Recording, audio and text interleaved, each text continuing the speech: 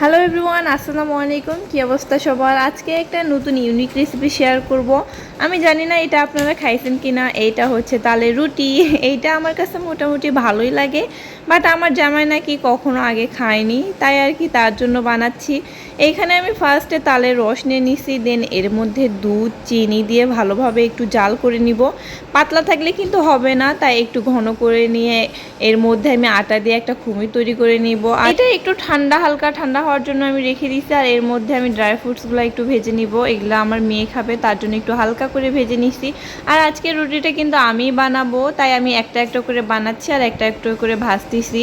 আজকে রুটিটা যখন আমি প্রথম একটা ভাজছি, সেটা আমার মেয়ে খেয়ে ফেলছে। আমার মেয়ের মনে হয় এটা অনেক ভালো লাগছে। ও আজকে এইটা ফার্স্ট খাচ্ছে, তো এই জন্য আর কি ওর ভালো লাগছে।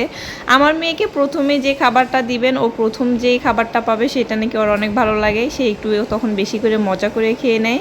যাই হোক, এই তো আমার রুটির ফাইনাল লুক। সবাই ভালো থাকবেন, সুস্থ থাকবেন। আজকে ভিডিও এ পর্যন্তই। আল্লাহ হাফেজ।